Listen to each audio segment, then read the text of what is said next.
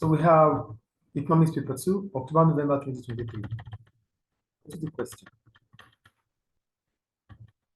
Question 1. Which one of the following is a characteristic of progressive taxation? We have different options here. We have option A, said the tax rate is the same for all income levels. If the tax rate is the same for all income levels, we call it proportional tax. Do you get that? It is called proportional tax. It's not progressive. B, the tax rate decreases as income increases. This is regressive tax. It is not progressive. The third one, C, the tax rate increases as income increases. This is what we call progressive tax. And D, the tax rate fluctuates based on the overall level of GDP of the economy. GDP doesn't have anything to do with taxation. So the answer is C, which is tax rate which increases as level of income increases. That's progressive tax. Is it clear? So question 1 is C, clear. Question B, which one of the following describes a fiscal surplus? When I talk about fiscal surplus, here they wrote the value of imports is less than the value of exports. If the value of import is less than the value of export, that is current account surplus. Clear? Yeah. The value of import is greater than the value of export. That will give us current account deficit. That's not fiscal. Government revenue is less than government expenditure. Government revenue is greater than government expenditure. So when we talk about fiscal policy or fiscal, it's based on government revenue and government expenditure, which is on taxation and spending. So if government revenue is less than government expenditure, it is considered to be deficit. And if government revenue is greater than government expenditure, that's considered as fiscal surplus. Is it clear? So the answer is D for question B. Question C, what is meant by the term income inequality? When we talk about income inequality, I wrote this implies to unequal distribution of income within an economy. Unequal distribution of income within an economy. That is income inequality. Is it clear? Yeah. We go to question D. Describe one role of the World Trade Organization, WTO. The role of the World Trade Organization, I wrote, is that they settle trade disputes. So for trade dispute, I wrote, settling of trade conflicts. The WTO acts as the intermediary between countries with trade disagreement to find solution. Is it clear? Yeah. We go to question E.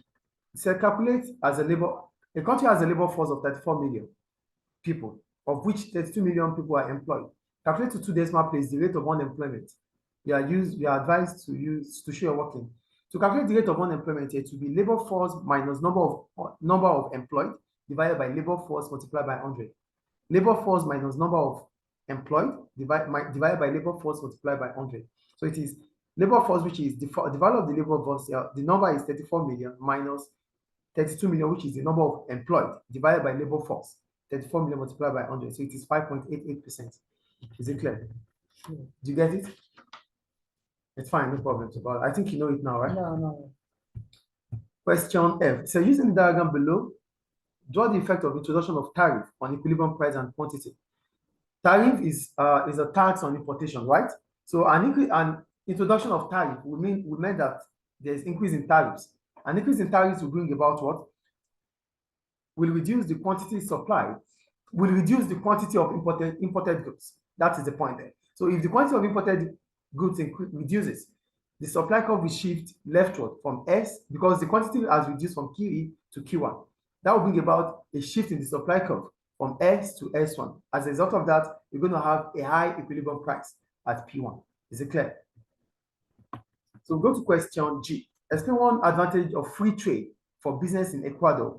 So what is free trade itself? Free trade is the movement of goods and services in and out of a country without restriction. That is what we call free trade.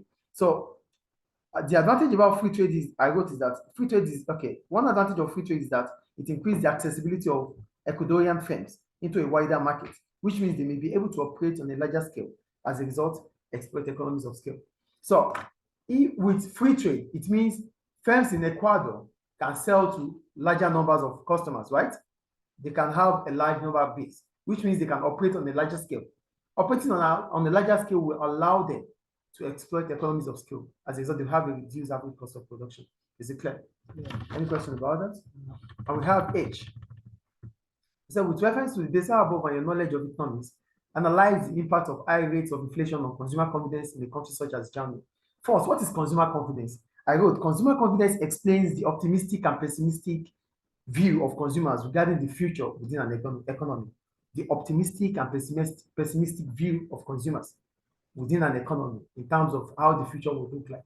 That is consumer confidence. Oh, we are so sure about the future. That is optimism. Oh, we have doubt about the future. That is pessimism. Do you get the point here? So this brings about confidence level of consumers. So high rate of inflation may reduce the level of confidence of consumers in Germany, because we're talking about Germany here. So high rate of inflation will reduce the purchasing power of consumers, as they won't be able to afford what they used to afford in terms of goods and services. They will become cautious.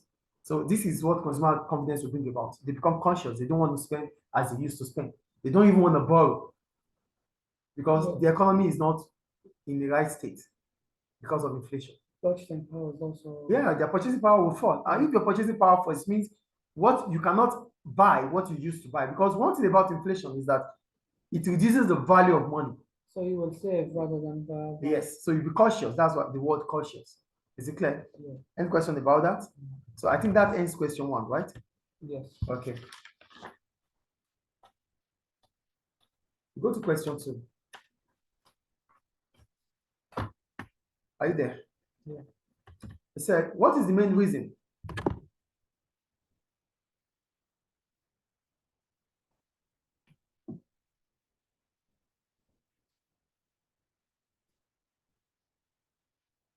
question 2 decide what is the main reason for the government to devalue its currency? When we talk about currency devaluation, it means the fixed exchange rate value has fallen.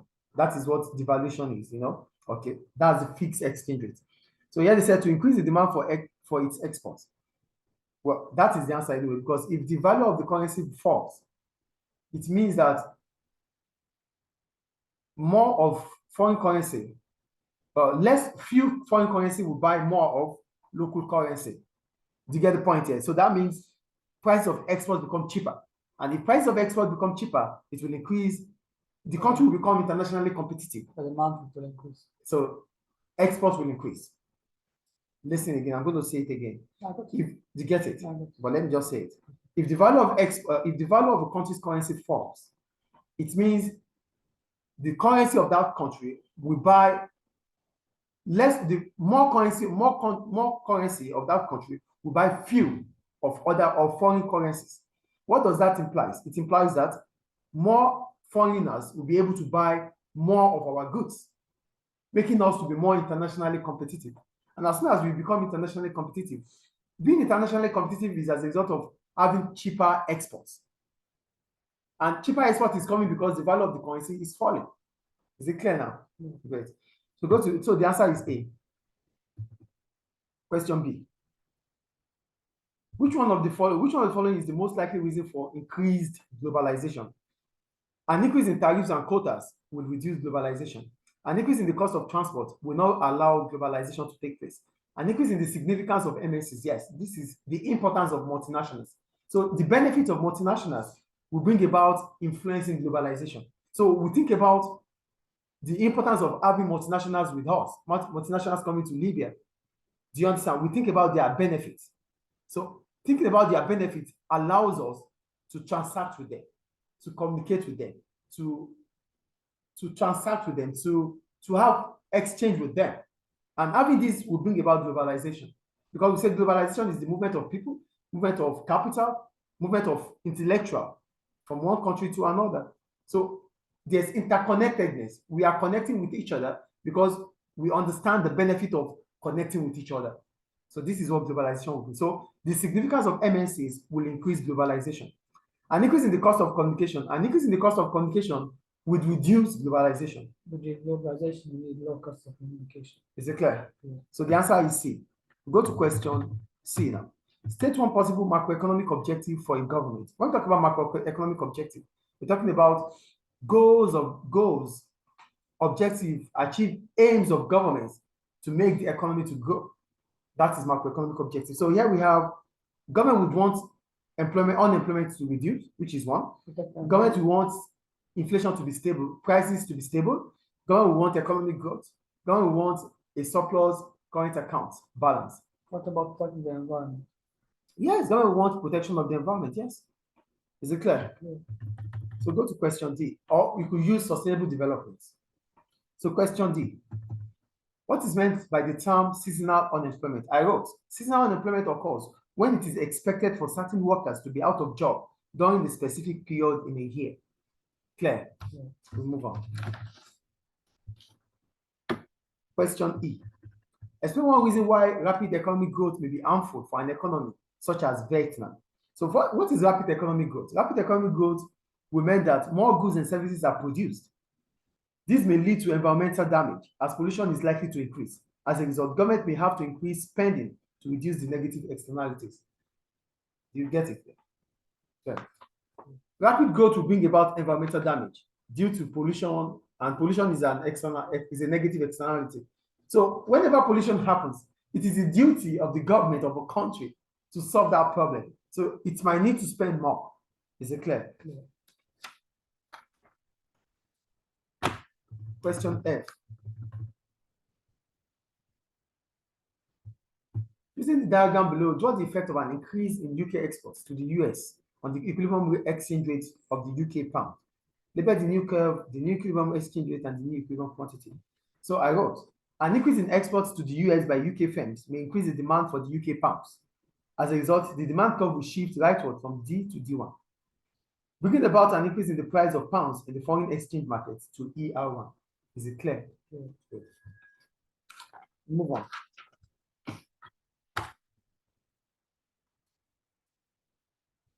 We have the case study here. It said, the case study is that, so with reference to the data above and your knowledge of economics, assess the disadvantage of higher business tax rates on investment in a country such as the UK. First, I wrote, business tax rate refers to corporation tax, which is charged on profits made by firms. According to the data, the tax rate has increased by 6% in April 2023. This means the UK government is expected to earn 18 billion in terms of revenue. Yes or no? Good. So this will increase government revenue, which means the government can improve public services, which might improve the living standards in the UK. Clear? These are the advantages now we're talking about here. So the tax rate in the UK is the same as France and China, right? It's the same as France and China. And lower than the rate in Germany. This may attract MNCs to set up in the UK. This may bring about increase in the UK's GDP. Clear? Yeah. However, the USA has a lower tax rate than the UK, making it more attractive to MNCs. And if this occurs, the UK government might be losing out on revenues through taxation. Is it clear? Yeah. Those are the points. Any question about that? Move on. Go to question 3.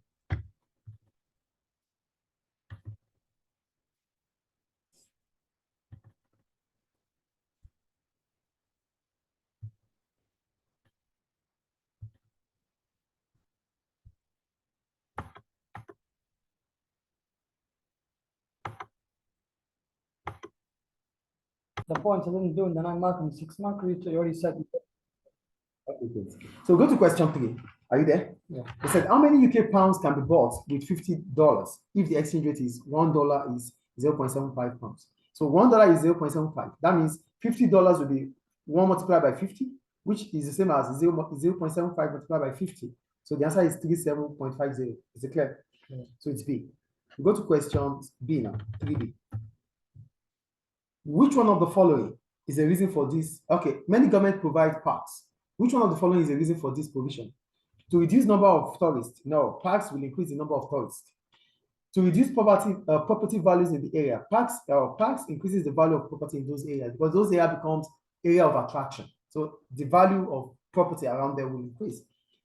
To reduce damage to the environment, yes. That is the answer anyway. And D, they said to reduce space for leisure and recreation. No. Provision for parks will increase space for recreation and leisure. Is it clear? Yeah. So the answer is C. Go to question C now. Are you there? Yes.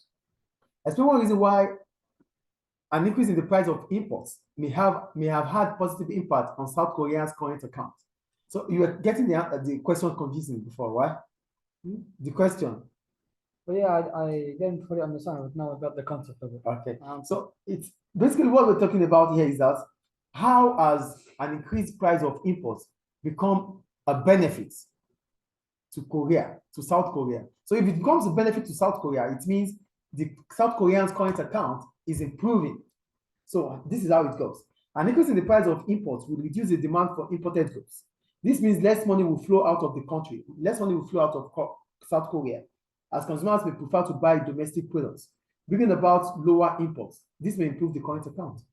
Because everything about this is about improvement in the current account. Is it clear? Yeah. So we'll go to question D. Are you there? Yes. We have the case study that said, with reference to the data above and your knowledge of economics, analyze how monetary policy can help to reduce inflation in a country such as the US. First, what is monetary policy? I wrote, monetary policy is the use of money supply and interest rates by the government to stabilize price. Why do I use price stabilization here? Because we're talking about inflation. Is it clear? Good. An increase in interest rates of 5.25%, according to data, is considered as contractionary monetary policy. We call it contractionary monetary policy. So this means the cost of borrowing will increase as the reward for savings will also increase. People will tend to save more as a result. This will reduce consumption. This will reduce consumption in the economy. So as a result, demand will fall in the US. This may reduce demand for inflation. Is it clear? Yeah. Do you want me to talk further about it, or it's clear this way? No, can you talk about? Yeah, I can also talk about cost push inflation here. So this is how it works. An increase in interest rates would mean that foreign savers would want to save money in our country.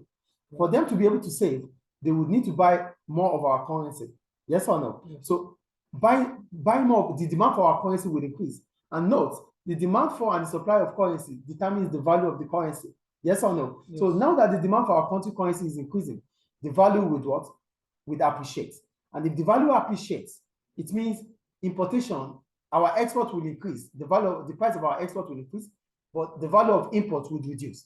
So firms in this country, firms in the US that rely on importation will find it cheaper to buy. As a result, cost of importation would reduce. Yes or no? So if the cost of importation reduces, that will reduce the cost push inflation for firms that rely on importation. Yeah. Is it clear now? Any question about that? So we'll move on. Question E, right? Yes. We have the case study there. And they said with reference now. Just reduce. Okay. With reference to the data above and your knowledge of economics, assess the possible benefit of low unemployment rates on tax revenue for countries such as Australia. So for what is unemployment rate? You can give the formula. The formula for unemployment rate is number of unemployed divided by the labor force multiplied by 100. That is unemployment rate. Clear? Yeah. Yes. According to the data above, the rate of unemployment has fallen from 4.2 in January to 3.4 in November. Yes or no? Yes. It's the analysis there. So this means employment increased by 64,000. Okay. This may increase tax revenue for government as the newly employed workers will be able to pay income tax. Are you getting the point there? Yeah. Okay. So an increase in tax revenue will allow governments to spend on other strategic areas in the Australian economy. I think we know more about strategic areas now: electricity, water supply, railway, and the rest. They are all strategic. However, low unemployment rate. You have a question, please? No. Okay. However, low unemployment rate will bring about an increase in the wage rates, as firms may need to increase pay to attract workers. This may result in cost push inflation. Let me explain that. As soon as unemployment increases, as soon as unemployment rate falls, sorry, please.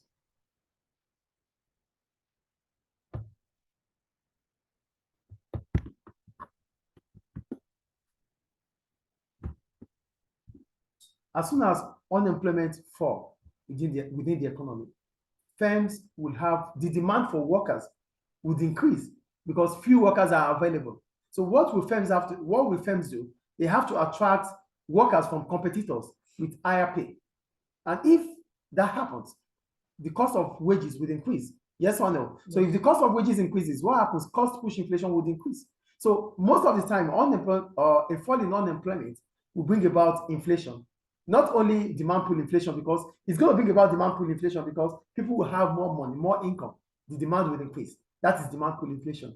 A fall in unemployment would also mean that the demand for labor would increase. And if the demand for labor increases, the wage rate for labor would increase, bringing about cost push inflation. Is it clear? Yeah. Any question about that? No. So we'll move on. And the last thing I wrote here is I wrote, also, if many workers are engaged on a low wage pay, it may not contribute much in the revenue of government. So yes, unemployment might have fallen. But if not the highest number or the highest proportion of workers are employed in that are employed are getting low pay, it means low income level, and that means they will have to pay less, or they have to pay lower income in terms of taxes. So government will not be making much revenue to taxation. Is it clear? Yeah. So go to question 4. Are you there? Yes. Right.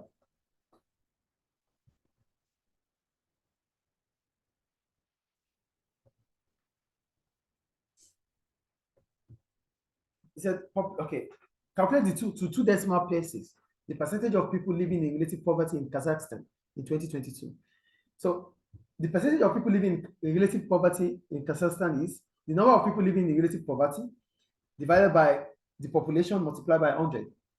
The number of, because we need the rate of the percentage of the people relative for the relative poverty. So to find the percentage or the rate, it will be relative poverty divided by the population multiplied by 100. It is 15.55%. You get that? All right, we'll move on. Question B. The case study is that it said, with reference to the data above and your knowledge of economics, analyze the possible disadvantages of the Kazakhstan government privatizing the national railway company. For June, it was advantages of privatization. Remember that?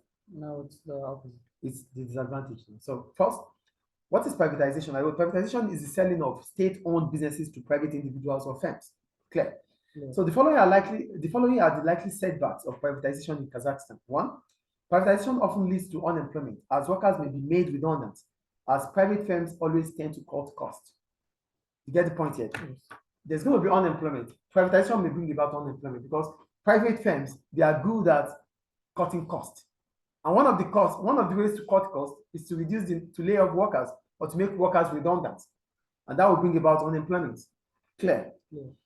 According to the data, KTZ seems to be profitable, which means profit made in the future may not be reinvested to KTS, to KTZ to make it better, rather they may be given to shareholders. So that means they will be thinking about shareholders and the stakeholders. And that is not social responsibility. Do you get there's social responsibility, which means you think more of stakeholders than shareholders. Okay. Good. Here, the KTZ is already making profit, right? So that means profit that they make in the future might not be reinvested into the business. Rather, they will be given to shareholders. So which means KTZ might not be socially responsible. And that's why I said social responsibility means you think more of the stakeholders rather than the shareholders. Though when you think about stakeholders, shareholders are part of stakeholders. But here you think about government, you think about your employees, you think about the community, you think about the environment, you think about everything that every individuals or groups that have interest in your business, you think about them. That is social responsibility. But if you are thinking only about your shareholders, that means you are thinking about your shareholders, and it means you are not socially responsible as a firm. Is it clear? All right. So that's the second point I made. So the third point I made there is that private firms tend to make profit as an objective. They may do this by increasing prices. So increasing price is another problem that private sectors might bring in. Is it clear? Yeah. So we'll go to the last question here about FDI, right?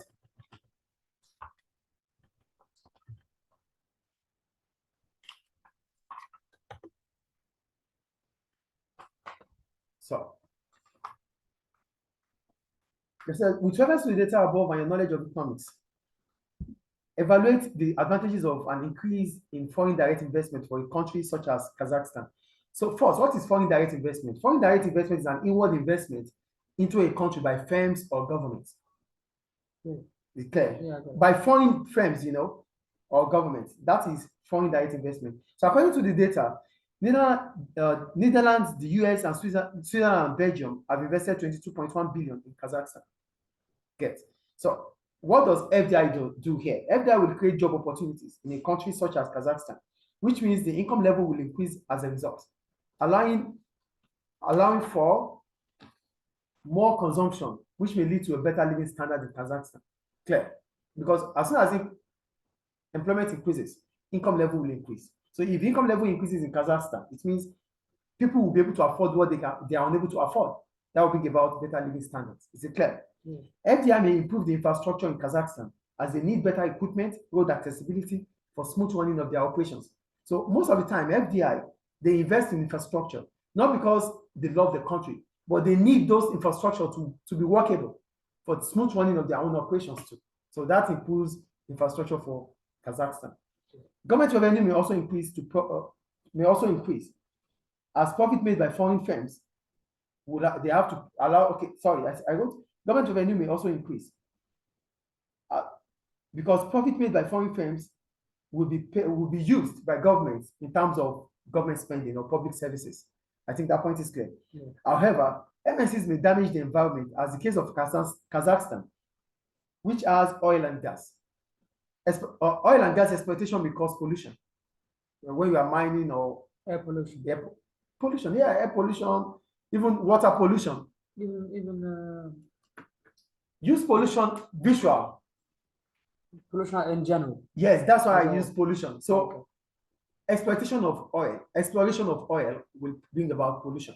Clear? Yeah. Government might have to increase its spending to solve environmental damage by MNCs.